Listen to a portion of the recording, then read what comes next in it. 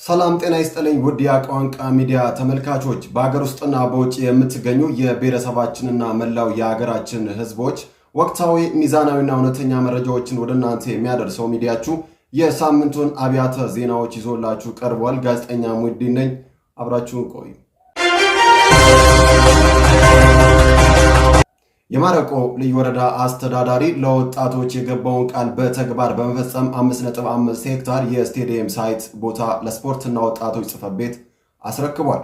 ርክክቡ በወረዳው የስፖርት ልማት ውስጥ ታሪካዊ እርምጃ መሆኑ የተጠቀሰ ሲሆን የወረዳው ዋና አስተዳዳሪ አቶ ጀማል አማሮ በዚህ ወቅት እንደገለጹት ስፖርት ጤናማ ትውልድን ለመገንባትና ሀገራዊ አንድነትን ለማጠናከር ያለው ሚና ከፍተኛ በመሆኑ ለወጣቶች ጥያቄ ተግባራዊ ምላሽ ለመስጠት በቁርጠኝነት እየሰራ ይገኛል።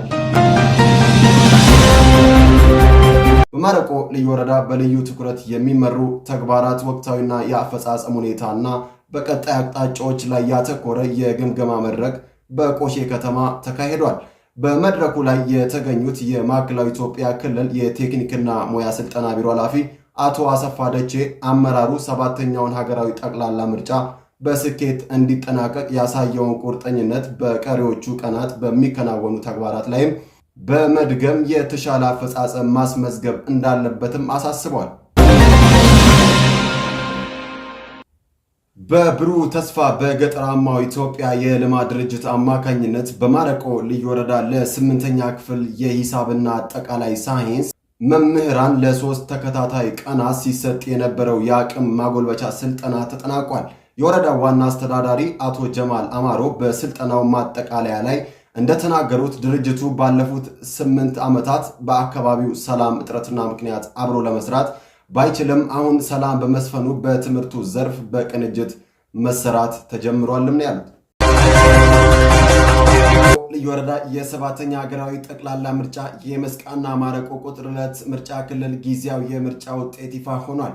የምርጫ ክልሉ አስተባባሪ አቶ አድማሱ መኮንን ባለፉት ግንቦት 4 ቀን የተደረገው 7ኛው ሀገራዊ ምርጫ በሙሉ ሰላም መጠናቀቁን ተከትሎም አጠቃላይ ውጤቱ ይፋ መደረጉን ገልጿል። በማረቆ ልዩ ወረዳ ሆቤ ጃር ደንበቃ ቀበሌ ከሜዳ መጸዳዳት ነፃ የሆነ መንደር የምረቃ ስነ ስርዓት ተካሂዷል።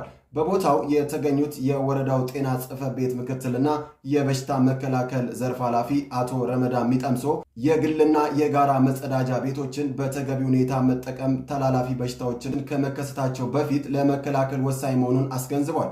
የሊቢዶ ማረቆ ልማት ማህበር የኦዲት ኮሚሽን ኮሚቴ የ2018 በጀት ዓመት የ3ኛ ሩብ ዓመት ዕቅድ አፈጻጸም ግምገማ በቆሼ ከተማ አካሂዷል።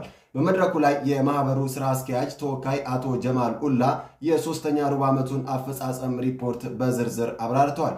የማረቆ ልዩ ወረዳ ትምህርት ጽሕፈት ቤት የ2018 ዓ.ም የ6ኛና የ8ኛ ክፍል ክልላዊ ፈተናዎችን በተሳካ ሁኔታ ለማስፈጸም ከባለድርሻ አካላት ጋር የውይይት የኦፕሬሽን መድረክ በቆሼ ከተማ አካሂዷል።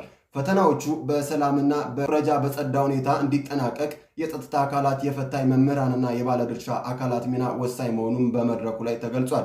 ውድ ተከታታዮቻችን የቋንቋ ሚዲያዎችን በየቀኑ ለማግኘት የዩቲዩብ ቻናላችንን ሰብስክራይብ በማድረግና የፌስቡክ ገጻችንን ፎሎ በማድረግ አብራችሁን እንድትሆኑ እንጋብዛለን።